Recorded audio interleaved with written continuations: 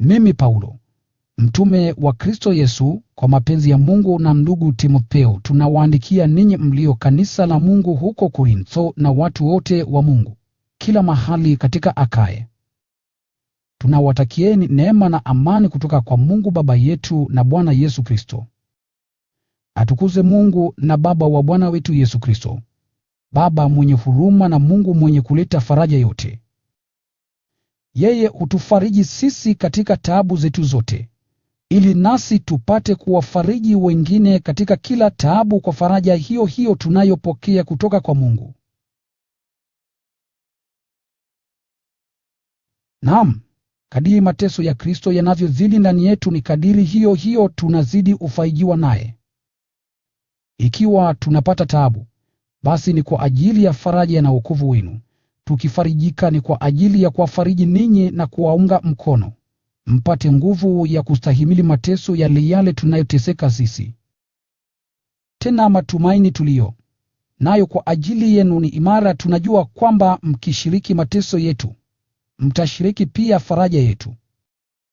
Ndugu, tunataka kuwajulisheni taabu zilizotupata kule Asia. Taabu hizo zilitulemea kupita kiasi hata tukakata matumaini yote ya kuendelea kuishi. Naam, tulikuwa kama watu waliohukumiwa kuuawa, ili tufundishwe kumtegemea Mungu mwenye kuwafufua wafu, badala ya kutegemea nguvu zetu sisi wenyewe. Yeye alituokoa katika hatari kubwa ya kifo, na anaendelea kutuokoa. Sisi tumemwekea tumaini letu kwamba atatuokoa tena. Ninyi mkiwa mnatuunga mkono kwa kutuombea hivyo neema tutakazokuwa tumepata kutokana na maombi ya watu wengi, hivyo ziwe sababu ya watu wengi zaidi kumshukuru Mungu kwa ajili yetu. Sisi tunajivunia kitu kimoja: dhamiri yetu inatuhakikishia kwamba tumeishi ulimwenguni hapa, na hasa kati yenu, kwa unyenyekevu na unyofu tuliojaliwa na Mungu. Hatukuongozwa na hekima ya kibinadamu, bali neema ya Mungu. Tunawaandikia ninyi mambo mnayoweza kuyasoma na kuyaelewa. Ninatumaini kwamba mtaelewa vizuri kabisa.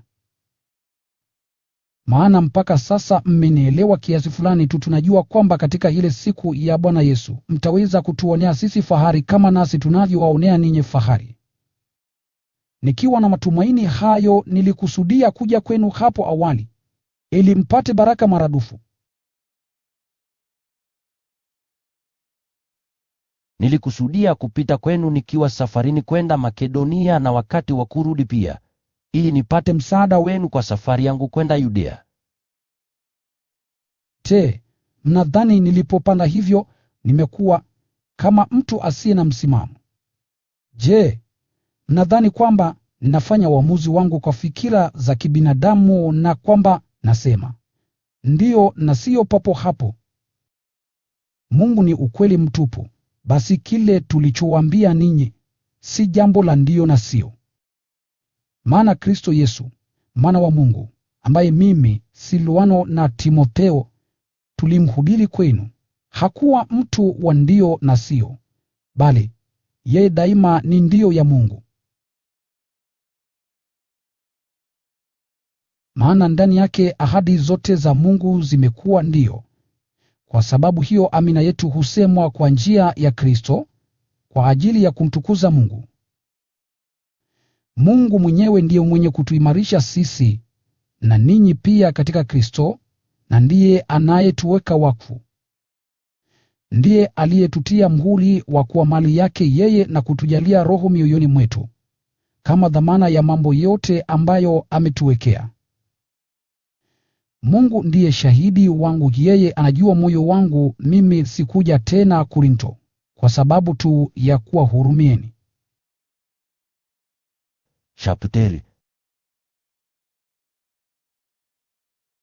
Hatutaki kutumia mabavu juu ya imani yenu. Ninyi mko imara katika imani yenu. Wajibu wetu ni kufanya kazi pamoja kwa ajili ya furaha yenu. Basi nimeamua nisiwatembelee tena kuwatia huzuni. Maana nikiwahuzunisha ninyi, basi ni nani atakayenifariji? Ni wale niliowahuzunisha? Ndiyo, maana niliwaandikia, sikutaka kuja kwenu na kuhuzunishwa na ninyi ambao ndio mngepaswa kuwa furaha yangu. Nina hakika kwamba mimi nikifurahi, ninyi nyote pia mnafurahi. Nilipowaandikia hapo awali katika hali ya huzuni na sikitiko moyoni na kwa machozi mengi, haikuwa kwa ajili ya kuwahuzunisha ninyi, bali kwa ajili ya kuwaonyesheni kwamba nawapenda mno. Ikiwa kuna mtu aliyemhuzunisha mwingine, hakunihuzunisha mimi, ila amewahuzunisha ninyi nyote, na sipendi kuwa mkali zaidi. Adhabu aliyokwisha pata kutoka kwa wengi wenu inamtosha.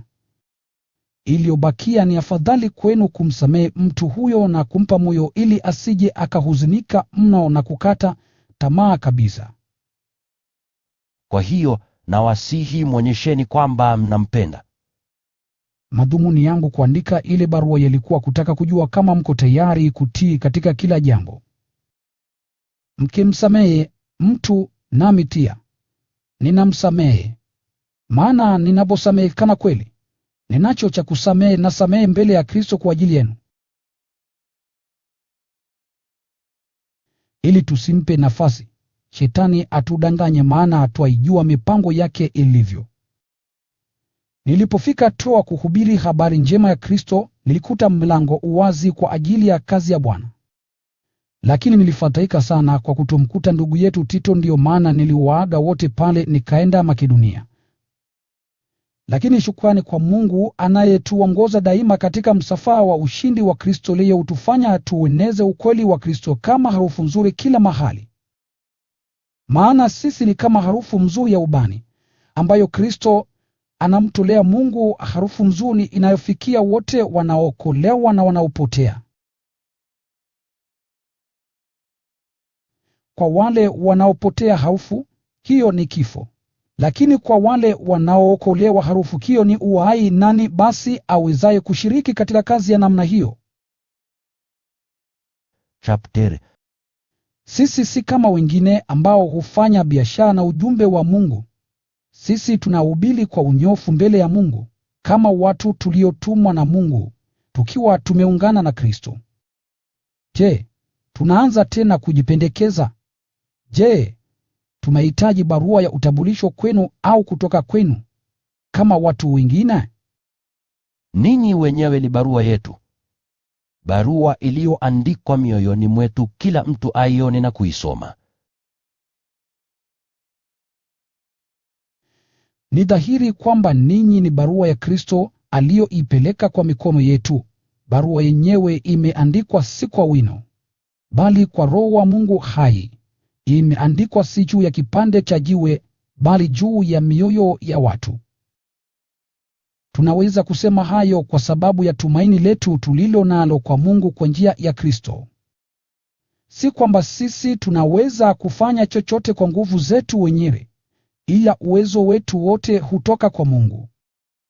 Maana yeye ndiye aliyetuwezesha kulihudumia agano jipya, ambalo si agano la sheria iliyoandikwa, bali agano la Roho. Maana sheria iliyoandikwa huleta kifo, lakini Roho huleta uzima. Sheria iliwekwa kwa kuandikwa juu ya vipande vya mawe, ingawaje mwisho wake umekuwa kifo. Utukufu wake ulikuwa mkuu mno, hata wana wa Israeli wasiweze kuutazama uso wa Mose kwa sababu ya mng'ao wake, tena mng'ao huo ulikuwa wa muda tu. Basi ikiwa huduma ya kile ambacho kimesababisha kifo imefanyika kwa utukufu mwingi kiasi hicho, basi huduma ya Roho ina utukufu mkuu zaidi.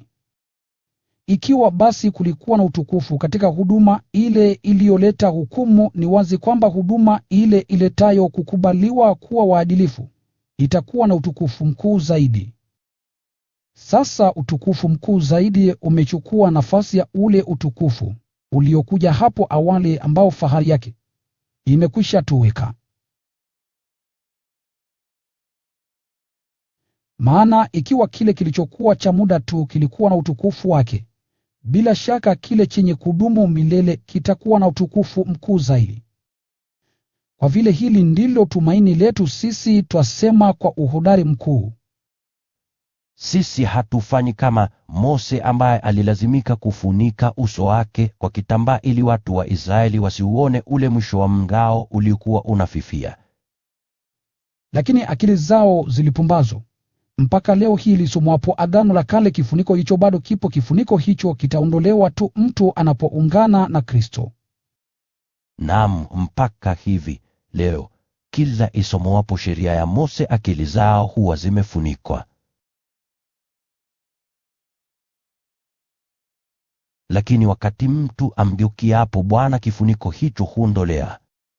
Hapa Bwana ni Roho, na pale alipo Roho wa Bwana ndipo ulipo uhuru. Subtile. Basi sisi sote ambao nyuso zetu hazikufunikwa tuonyesha kama katika kioo utukufu wa Bwana, tunabadilishwa tufanane zaidi na huo mfano wake kwa utukufu mwingi zaidi. Hiyo ni kazi yake Roho wa Bwana. Basi Mungu kwa huruma yake ametukabidhi kazi hii, na hivyo hatufi moyo. Tumeyaacha kabisa mambo yote ya aibu na ya kisirisiri. Hatuishi tena kwa udanganyifu wala kwa kulipotosha neno la Mungu, bali tunaudhihirisha ukweli kwa kuufanya ukweli, na hivyo kujiweka chini ya uamuzi wa dhamiri za watu mbele ya Mungu. Maana kama habari njema tunayohubiri imefichika tu kwa wale wanaopotea. Hao hawaamini kwa sababu yule mungu wa ulimwengu huu amezitia giza akili zao, wasipate kuona wazi mwanga wa habari njema ya utukufu wa Kristo, ambaye ni mfano kamili wa Mungu. Maana hatujitangazi sisi wenyewe, ila tunamhubiri Yesu Kristo aliye Bwana, sisi wenyewe tukiwa watumishi wenu kwa ajili ya Yesu.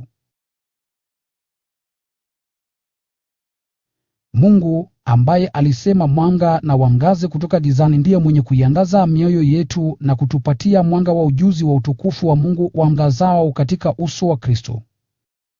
Basi sisi tulio na hazina hii tuko tu kama vyombo vya udongo, ili ionekane wazi kwamba nguvu hiyo kuu yatoka kwa Mungu, wala si kwetu sisi wenyewe. Daima twapata taabu, lakini hatugandamizwi. Twapata mashaka, lakini hatukati tamaa. Twateseka, lakini hatuachwi bila msaada, na ingawa tumeangushwa chini hatukuangamizwa.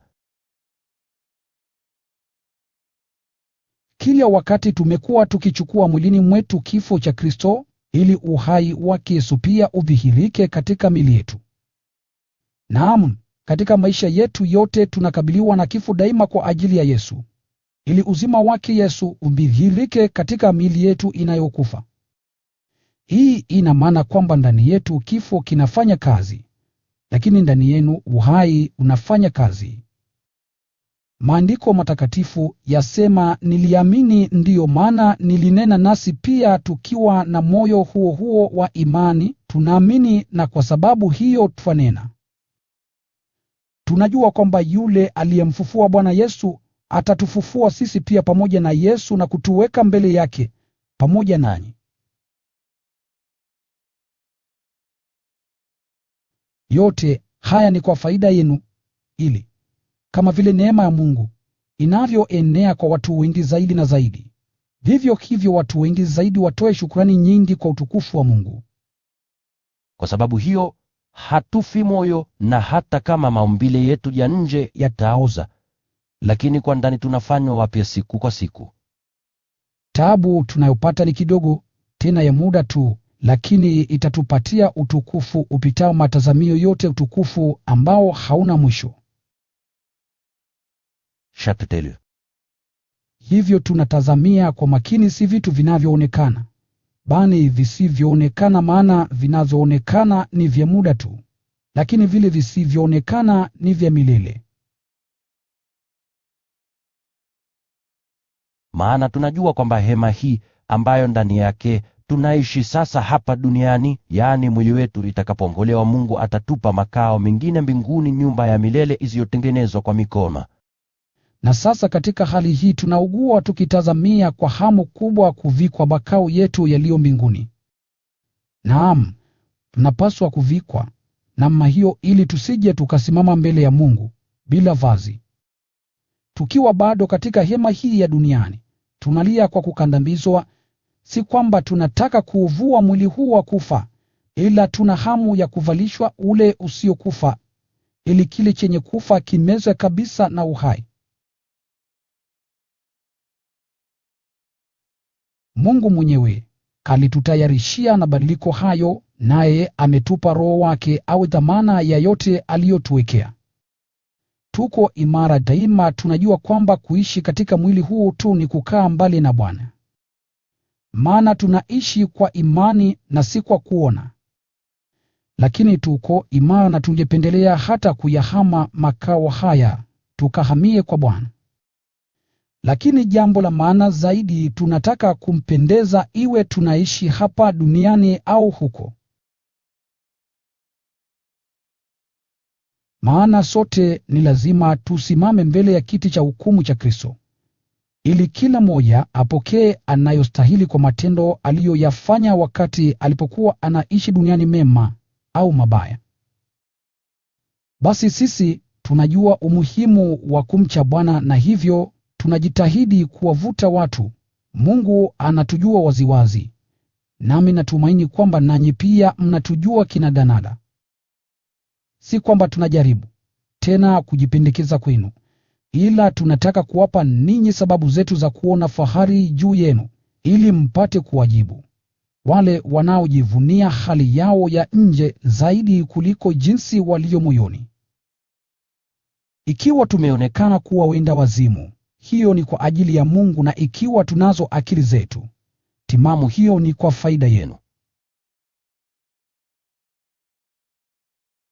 Maana mapendo ya Kristo yanatumiliki sisi, ambao tunatambua ya kwamba mtu mmoja tu amekufa kwa ajili ya wote, na hiyo ina maana kwamba wote wanashiriki kifo chake. Alikufa kwa ajili ya watu wote, ili wanaoishi wasiishi kwa ajili yao wenyewe, bali kwa ajili yake yeye aliyekufa akafufuliwa kwa ajili yao. Basi tangu sasa sisi hatumpimi mtu yeyote kibinadamu, hata kama kwa wakati mmoja tulimpima Kristo kibinadamu. Sasa si hivyo tena. Mtu yeyote akiungana na Kristo huwa kiumbe kipya. Mambo ya kale yamepita, hali mpya imefika. Yote ni kazi ya Mungu mwenye kutupatanisha sisi naye kwa njia ya Kristo, akatupa nasi jukumu la kuwapatanisha watu naye. Ndiyo kusema, Mungu amekuwa akiupatanisha ulimwengu naye kwa njia ya Kristo, bila kutia maanani dhambi zao binadamu. Yeye ametupa ujumbe kuhusu kuwapatanisha watu naye. Basi sisi tunamwakilisha Kristo, naye Mungu mwenyewe anatutumia sisi kuwasihi ninyi. Tunawaombeni kwa niaba ya Kristo, mpatanishwe na Mungu. Sapteres. Kristo hakuwa na dhambi, lakini Mungu alimfanya ahusike na dhambi kwa ajili yetu, ili sisi kwa kuungana naye tupate kushiriki uadilifu wake Mungu. Basi tukiwa wafanyakazi pamoja na Mungu, tunawasihi msikubali ile neema mliyopokea kutoka kwa Mungu ipotee bure. Mungu asema hivi, wakati wa kufa nimekusikiliza, wakati wa wokovu nikakusaidia. Basi sasa ndiyo wakati wa kufa, sasa ndiyo siku ya wokovu. Kusudi tusiwe na lawama yoyote katika utumishi wetu, hatupendi kumwekea mtu yeyote kizuio chochote. Badala yake, tunajionyesha kuwa kweli watumishi wa Mungu kwa kila kitu, kwa uvumilivu mwingi wakati wa mateso, shida na taabu. Tumepigwa, tumetiwa gerezani na kuzomewa hadharani, tumefanya kazi tukachoka, tumekesha na kukaa bila kula. Tunajionyesha kuwa watumishi wa Mungu kwa usafi wa moyo, elimu, uvumilivu na wema, kwa Roho Mtakatifu, kwa upendo usio na unafiki, kwa ujumbe wa kweli, na kwa nguvu ya Mungu uadilifu. Ndiyo silaha yetu upande wa kulia na upande wa kushoto. tuko tayari kupata heshima na kudharauliwa, kulaumiwa na kusifiwa. Twadhaniwa kuwa waongo, kumbe twasema kweli. Kama wasiojulikana, kumbe twajulikana kwa wote kama waliokufa. Lakini mwonavyo, sisi ni wazima kabisa. Ingawa tumeadhibiwa, hatukuuawa. Ingawa tunayo huzuni, twafurahi daima. Ingawa tu maskini hohehahe, lakini twatajirisha. Watu wengi, twaonekana kuwa watu tusio na chochote, kumbe tuna kila kitu.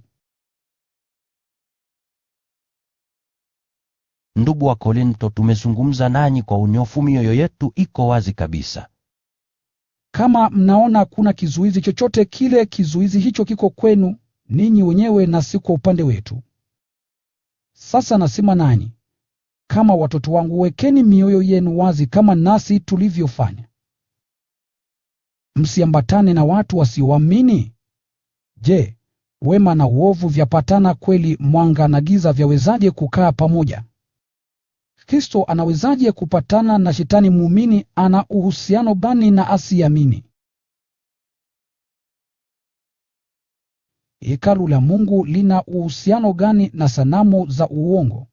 Maana sisi ni hekalu la Mungu aliye hai. Kama Mungu mwenyewe alivyosema, nitafanya makao yangu kwao na kuishi kati yao, nitakuwa Mungu wao, nao watakuwa watu wangu. Kwa hiyo Bwana asema, pia ondokeni kati yao, mkajitenge nao, msiguse kitu najisi, nami nitawapokea. Shapteri. Mimi nitakuwa baba yenu, nanyi mtakuwa watoto wangu waume. Kwa wake asema Bwana mwenye uwezo. Basi wapenzi wangu, tukiwa tumepewa ahadi hizi zote, na tujitakase na chochote tuwezacho kuchafua miili na roho zetu, tuwe watakatifu kabisa na tuishi kwa kumcha Mungu. Tunaomba mtupe nafasi mioyoni mwenu. Hatujamkosea mtu yeyote, hatujamdhuru wala kumdanganya mtu yeyote. Sisemi mambo haya kwa ajili ya kumhukumu mtu, maana kama nilivyokwisha sema, ninyi mko mioyoni mwetu, tufe pamoja, tuishi pamoja. Nina imani kubwa sana ninaposema nanyi. Naona fahari kubwa juu yenu. Katika taabu zetu nimepata kitulizo kikubwa na kufurahi mno. Hata baada ya kufika Makedonia hatukuweza kupumzika. Kila upande tulikabiliwa na taabu, nje ugomvi, ndani hofu. Lakini Mungu mwenye kuwapa shime wanyonge alitupa moyo sisi pia kwa kuja kwake Tito. Si tu kwa kule kuja kwake Tito, bali pia kwa sababu ya moyo mliompa ninyi. Yeye ametuarifu jinsi mnavyotamani kuniona, jinsi mlivyo na huzuni na mnavyotaka kunitetea. Jambo hili linanifurahisha sana. Maana hata kama kwa barua ile yangu nimewahuzunisha, sioni sababu ya kujuta. Naam, naona kwamba barua hiyo iliwatia huzuni, lakini kwa muda. Sasa nafurahi, si kwa sababu mmehuzunika, ila kwa kuwa huzuni yenu iliwafanya mbadili nia zenu na kutubu. Mmehuzunishwa kadiri ya mpango wa Mungu, na kwa sababu hiyo hatukuwadhuru ninyi kwa vyovyote. Wana huzuni jinsi atakavyo.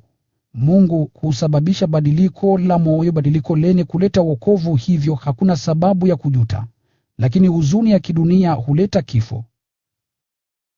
Sasa mnaweza kuona matokeo ya kuona huzuni, jinsi Mungu atakavyo. Ninyi mmepata kuwa sasa watu wenye jitihada, wenye hoja na shtuka na kuogopa. Mna bidii na mko tayari kuona kwamba haki yatekelezwa. Ninyi mmethibitisha kwa kila njia kwamba hamna hatia kuhusu jambo hili. Hivyo ingawa niliandika ile barua, haikuwa kwa ajili ya yule aliyekosa au kwa ajili ya yule aliyekosewa. Niliandika kusudi ionekane wazi mbele ya Mungu jinsi mlivyo na bidii kwa ajili yetu. Ndiyo maana sisi tulifarijika. Sasa sio kwamba tulifarijika tu, ila pia Tito alitufurahisha kwa furaha aliyokuwa nayo kutokana na jinsi mlivyomchangamsha moyo. Mimi nimewasifu sana mbele yake, na katika jambo hilo sikudanganyika. Tumewaambieni ukweli daima, na kule kuwasifia ninyi mbele ya Tito kumekuwa jambo la ukweli mtupu. Hivyo upendo wake wa moyo kwenu unaongezeka zaidi, akikumbuka jinsi ninyi nyote mlivyo tayari kutii na jinsi mlivyomkaribisha kwa hofu nyingi na kutetemeka. Chapter.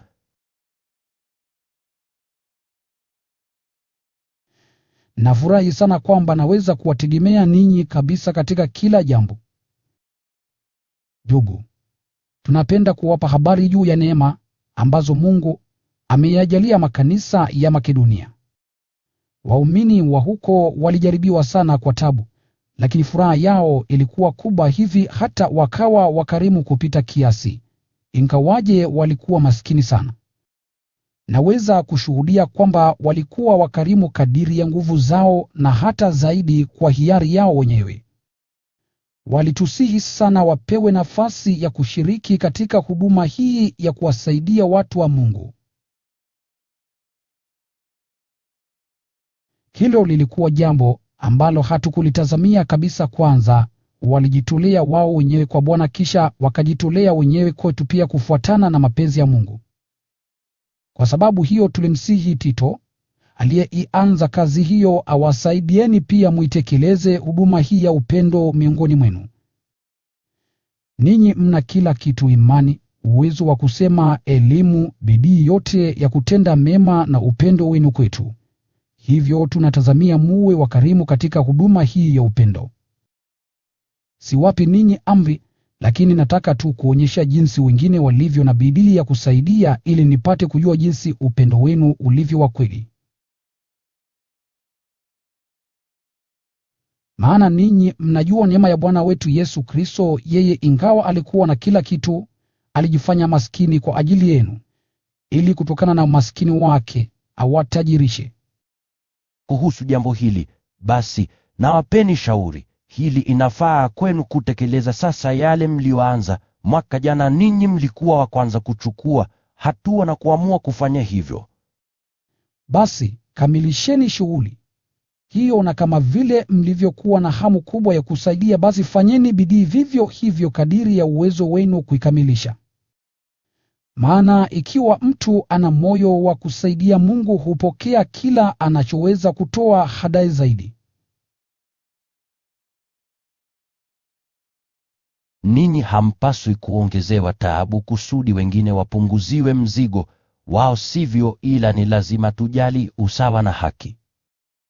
Kila mlicho nacho sasa cha ziada kiwasaidie wale wanaohitaji, ili nao wakati watakapokuwa na ziada wawasaidie ninyi katika mahitaji yenu, na hivyo kuwe na usawa. Kama maandiko yasemavyo, aliyekusanya kwa wingi hakuwa na ziada, na yule aliyekusanya kidogo hakupungukiwa. Namshukuru Mungu aliyeweka ndani ya moyo wa Tito hamu hiyo niliyo nayo mimi ya kuwasaidia. Si tu kwamba alikubali ombi letu, ila pia alikuwa na hamu kubwa ya kusaidia, hata akaamua kwa hiari yake mwenyewe kuja kwenu. Pamoja naye tunamtuma ndugu mmoja ambaye sifa zake katika kueneza habari njema zimeenea katika makanisa yote. Zaidi ya hayo, yeye amechaguliwa na makanisa awe mwenzetu safarini wakati tunapopeleka huduma hii yetu ya upendo, huduma tunayoifanya kwa ajili ya utukufu wa Bwana na uthibitisho wa nia yetu njema.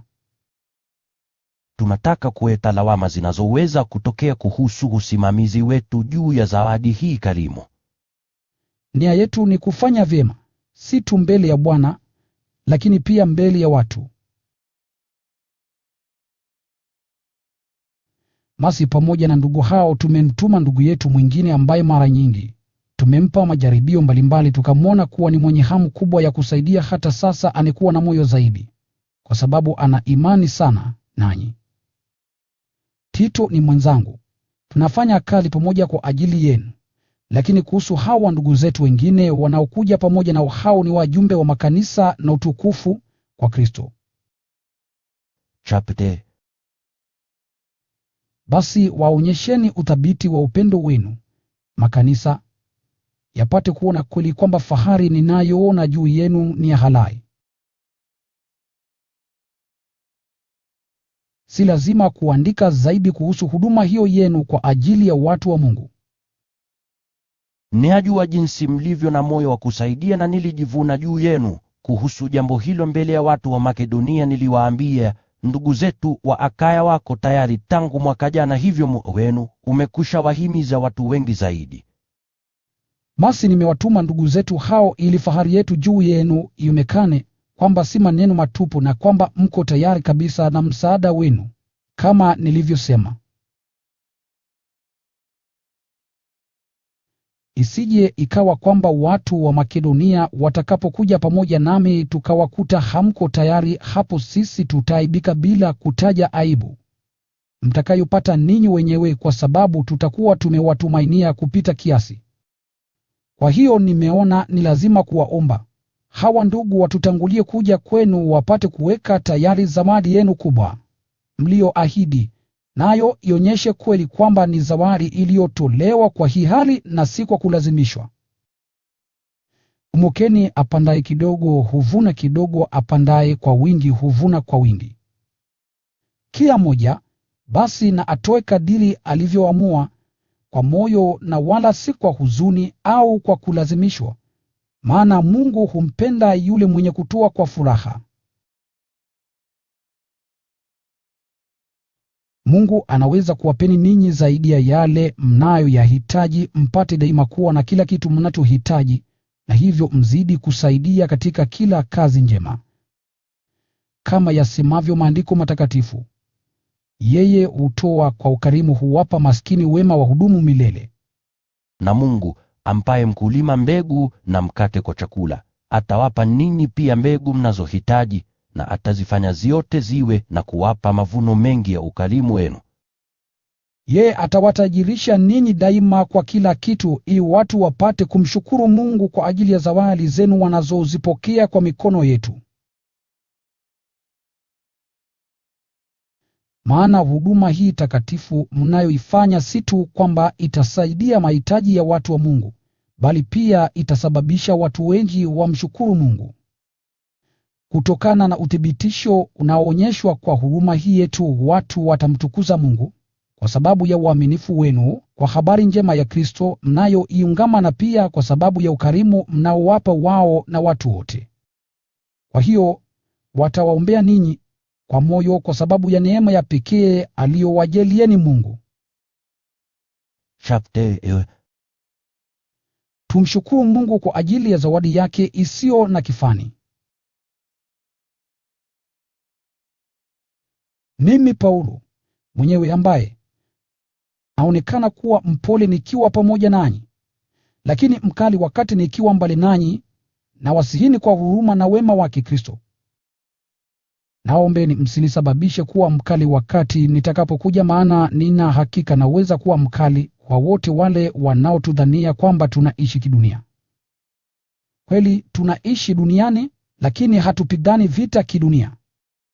Maana silaha tunazotumia katika vita vyetu si silaha za kidunia, ila ni nguvu za Mungu zenye kuharibu ngome zote. Tunaharibu hoja zote za uongo na kubomoa kila kizuizi cha majivuno kilichowekwa kuipinga elimu ya Mungu.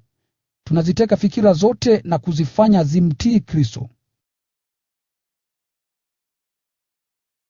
Mkisha kuwa wakamilifu katika kutii, sisi tuko tayari kuadhibu kila namna ya kutotii.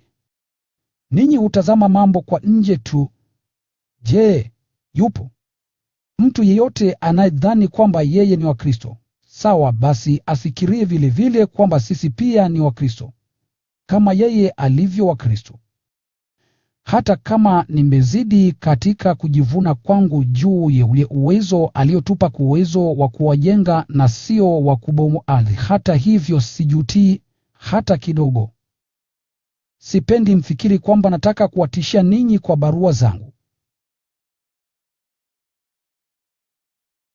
Mtu anaweza kusema, barua za Paulo ni kali na zenye maneno mazito. Lakini yeye mwenyewe anapokuwa pamoja nasi ni mtu dhaifu, na hata anapoongea maneno yake ni kama si kitu.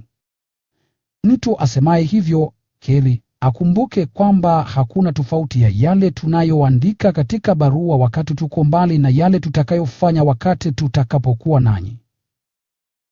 Kwa vyovyote, hatungethubutu kujiweka au kujilinganisha na wale watu wanaojisifia wenyewe. Watu wenye kujifanya wao kuwa kipimo cha kujipimia na watu wanaojilinganisha wenyewe kwa wenyewe ni wapumbavu. Lakini sisi hatutajivuna kupita kiasi. Kujivuna huko kutabaki katika kile kipimo cha kazi aliyotukabidhi Mungu, kazi ambayo tunaifanya pia kwenu. Na kwa vile ninyi mu katika mipaka hiyo, hatukuipita tulipokuja kwenu, tukiwaleteeni habari njema juu ya Kristo. Basi hatujivunii kazi waliofanya wengine zaidi ya kipimo tulichopewa, ila tunatumaini kwamba imani yenu itazidi miongoni mwenu kufuatana na kipimo alichotuwekea Mungu. Hapo tutaweza kuihubiri habari njema katika nchi nyingine mbali nanyi, na haitakuwa shauri la kujivunia kazi waliofanya watu wengine mahali pengine. Lakini kama yasemavyo Maandiko, mwenye kuona fahari na aone fahari juu ya alichofanya Bwana. Anayekubaliwa si yule anayejisifu mwenyewe, bali yule anayesifiwa na Bwana. Laiti mngenivumilia kidogo, hata kama mimi ni mjinga kiasi fulani. Naam, nivumilieni kidogo. Ninawaoneeni wivu, lakini ni wivu wa Mungu. Maana ninyi ni kana bikira safi, niliyemposa kwa mwanamume mmoja tu, ambaye ndiye Kristo.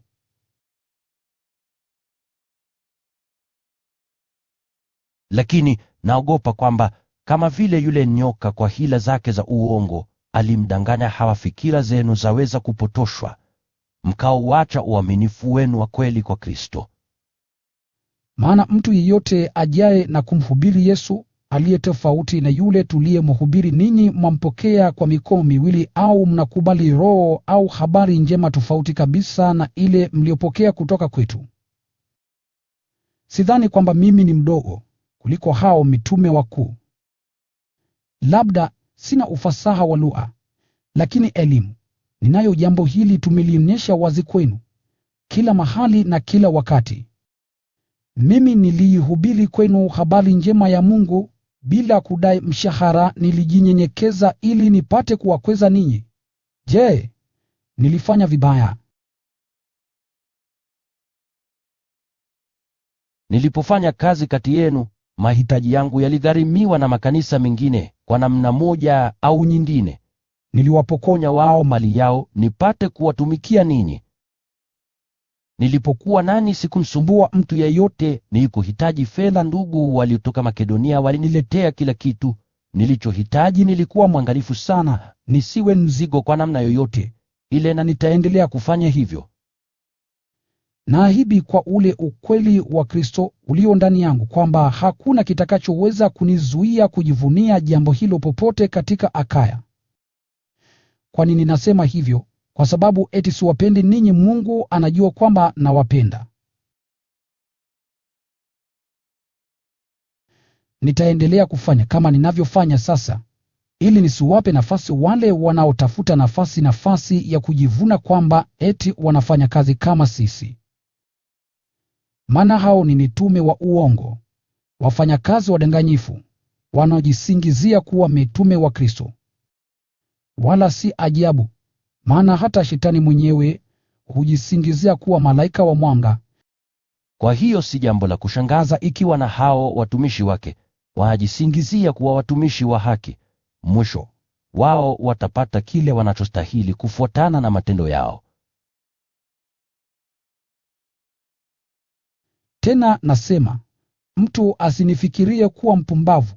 Lakini kama mkifikiri hivyo, basi nichukueni kama mpumbavu, ili nami nipate kuwa na cha kujivunia angaa kidogo. Ninachosema sasa si kile alichoniagiza Bwana kuhusu jambo hili la kujivuna. Nasema tu kama mtu mpumbavu. Maadamu wengi hujivuna kwa sababu za kidunia, nami pia nitajivuna. Ninyi ni wenye busara, ndiyo maana hata mnawavumilia wapumbavu. Mnamvumilia hata mtu anayewafanya ninyi watumwa, mtu mwenye kuwanyonya, mwenye kuwakandamiza, mwenye kuwadharau na kuwapiga usoni. kwa aibu nakubali kwamba sisi tulikuwa dhaifu, iwe iwavyo, lakini kama kuna mtu yeyote anayethubutu kujivunia kitu, ninasema, kama mtu mpumbavu, mimi nathubutu pia. Je, wao ni Waibrania hata mimi? Je, wao ni Waisraeli hata mimi? Wao ni wazawa wa Abrahamu hata mimi? Wao ni watumishi wa Kristo hata mimi ninanena hayo kiwazimu? Ni mtumishi wa Kristo zaidi kuliko wao. Mimi nimefanya kazi ngumu zaidi, nimekaa gerezani mara nyingi zaidi, nimepigwa mara nyingi zaidi, na nimekaribia kifo mara nyingi. Mara 5 nilichapwa vile viboko 39 vya Wayahudi. Nilipigwa viboko mara 3, nalipigwa mawe mara 1, mara 3 nalivundikiwa meli baharini, na humo nikakesha usiku kucha na kushinda mchana kutwa. Kila mara safarini nimekabiliwa na hatari za mafuriko ya mito na hatari za wanyama, hatari kutoka kwa wananchi wenzangu na kutoka kwa watu mataifa mengine, hatari za mjini, hatari za polini, hatari za baharini, hatari kutoka kwa ndugu wa uongo. Nimefanya kazi na kutaabika, nimekesha bila usingizi mara nyingi, nimekuwa na njaa na kiu mara nyingi, nimefunga na kukaa katika baridi bila nguo. Na licha ya mengine mengi, kila siku nakabiliwa na shughuli za makanisa yote. Kama mtu yeyote ni dhaifu, nami pia ni dhaifu. Mtu yeyote akikwazwa, nami pia huwa na wasiwasi. Ikinilazimu kujivuna, basi nitajivunia udhaifu wangu. Mungu na Baba wa Bwana Yesu, jina lake litukuzwe milele. Yeye anajua kwamba sisemi uongo. Nilipokuwa Damasko, mkuu wa mkoa aliyekuwa chini ya mfalme Areta alikuwa akiulinda mji wa Damasko ili apate kulikamata. Chapter. Lakini ndani ya kapu kubwa niliteremshwa nje kupitia katika nafasi ukutani, nikachupoka mikononi mwake. Nitajivuna basi, ingawa haifai, lakini sasa nitasema juu ya maono na ufunuo alivyonijalia Bwana. Namjua mtu mmoja Mkristo ambaye miaka 14 iliyopita alinyakuliwa mpaka katika mbingu ya 3. Sijui kama alikuwa huko kwa mwili au kwa roho, Mungu ajua. Narudia, najua kwamba mtu huyo alinyakuliwa mpaka peponi. Lakini sijui kama alikuwa huko kwa mwili au kwa roho, Mungu ajua. Huko akasikia mambo ya siri ambayo binadamu hastahili kuyatamka. Basi nitajivunia juu ya mtu wa namna hiyo, na si juu yangu mimi binafsi, isipokuwa tu juu ya udhaifu wangu. Kama ningetaka kujivuna, singekuwa mpumbavu hata kidogo, maana ningekuwa nasema ukweli mtupu. Lakini sitajivuna. Sipendi mtu anifikirie zaidi ya vile anavyoona na kusikia kutoka kwangu. Lakini kusudi mambo haya makuu niliyofunuliwa yasinifanye nilewe majivuno, nilipewa maumivu mwilini kama mwiba, mjumbe wa Shetani mwenye kunipiga nisijivune kupita kiasi. Nilimsihi Bwana mara 3 kuhusu jambo hili ili linitoke. Lakini akaniambia, neema yangu inatosha kwa ajili yako, maana uwezo wangu hukamilishwa zaidi katika udhaifu. Basi ni radhi kabisa kujivunia udhaifu wangu, ili uwezo wake Kristo ukae juu yangu. Kwa hiyo nakubali kwa radhi udhaifu, madharau, taabu, udhalimu na mateso kwa ajili ya Kristo, maana ninapokuwa dhaifu, ndipo ninapokuwa na nguvu. Nimekuwa kama mpumbavu, lakini ninyi mmenilazimisha kuwa hivyo. Ninyi ndio mngalipaswa kunisifu. Maana ingawa mimi si kitu kwa vyovyote, mimi si mdogo zaidi kuliko hao mitume wakuu. Miujiza na maajabu yaonyeshayo wazi kwamba mimi ni mtume yalifanyika miongoni mwenu, kwa uvumilivu wote. Je, mlipungukiwa nini zaidi kuliko makanisa mengine, isipokuwa tu kwamba mimi kwa upande wangu sikuwasumbweni kupata msaada wenu? Samahani kwa kuwakoseni haki hiyo. Sasa niko tayari kabisa kuja kwenu mara ya tatu, na sitawasumbua, maana ninachotafuta si mali zenu, bali ni ninyi wenyewe. Ni kawaida ya wazazi kuwawekea watoto wao akiba, na si watoto kuwawekea wazazi wao. Mimi ni radhi kabisa kutumia nilicho nacho, na hata kujitolea mimi mwenyewe kabisa kwa faida ya roho zenu. Je, mtanipenda kidogo ati kwa kuwa mimi nawapenda ninyi mno? Basi mtakubali kwamba sikuwa mzigo kwenu, lakini labda mtu mwingine atasema kwa vile Paulo ni mwelevu amewafanyeni ulaghai. Je, mimi mliwanyanyeni kwa njia ya mjumbe yeyote niliyemtuma kwenu? Mimi nilimwita Tito nikamtuma kwenu, na ndugu yetu mwingine. Je, Tito aliwanyenyeni? Je, hamjui kwamba sisi tumekuwa tukiongozwa na Roho yule yule na mwenendo wetu ni mmoja? Labda mnafikiri kwamba mpaka sasa tumekuwa tukijitetea wenyewe mbele yenu. Lakini tunasema mambo haya mbele ya Mungu. Tukiwa tumeungana na Kristo, mambo hayo yote, wapenzi wangu, ni kwa ajili ya kuwajenga ninyi. Naogopa huenda nitakapokuja kwenu nitawakuta katika hali nisiyopenda, nami itanilazimu kuwa katika hali msiyoipenda. Naogopa huenda kukawa na ugomvi, wivu, uhasama, ubishi, masengenyano, kunong'ona, majivuno na fujo kati yenu. Naogopa huenda hapo nitakapokuja safari ijayo, Mungu wangu atanifanya niaibike mbele yenu, nami nitaomboleza kwa ajili ya wengi wa wale waliotenda dhambi, lakini hawakujutia huo uchafu, tamaa zao mbaya na uzinzi waliokuwa wamefanya. Hii ni mara yangu ya tatu kuja kwenu. Kila tatizo litatatuliwa kwa ushahidi wa watu wawili au watatu, yasema Maandiko. Nilikwisha sema, na kama ilivyokuwa safari ya pili, sasa nasema tena, nikiwa mbali wale wote waliotenda uovu bila kutubu, na pia wale wengine nitakapokuja watakiona cha mtema kuni. Mtajionea wenyewe kwamba Kristo anasema ndani yangu kwenu. Kristo si dhaifu, bali nguvu yake yafanya kazi miongoni mwenu. Maana hata kama alisulubiwa kwa sababu ya udhaifu, lakini sasa anaishi kwa uwezo wa Mungu. Sisi pia tu dhaifu kwa kuungana naye, lakini tutaishi naye kwa uwezo wa Mungu kwa ajili yenu. Jichunguzeni ninyi wenyewe mpate kujua kama kweli mnayo imani. Jichunguzeni ninyi wenyewe. Je, hamjui kwamba Kristo Yesu yumo ndani yenu? Kama sivyo, basi ninyi mmeshindwa. Lakini natumaini kwamba ninyi mnajua kuwa sisi hatukushindwa. Tunamwomba Mungu, msifanye uovu wowote, lakini si kusudi tuonekane kama watu waliokwisha faulu, bali mpate kutenda mema, hata kama sisi tunaonekana kuwa tumeshindwa. Maana hatuwezi kuupinga ukweli. Uwezo tulio nao ni wa kuendeleza ukweli. Tunafurahi kwamba sisi tu dhaifu, lakini ninyi mna nguvu. Kwa hiyo tunaomba mpate kuwa wakamilifu. Basi ninaandika barua hii nikiwa mbali, ili nitakapofika kwenu nisilazimike kuwa mkali kwenu kwa kutumia ule uwezo alionipa Bwana. Naam, uwezo wa kujenga na si wa kubomoa.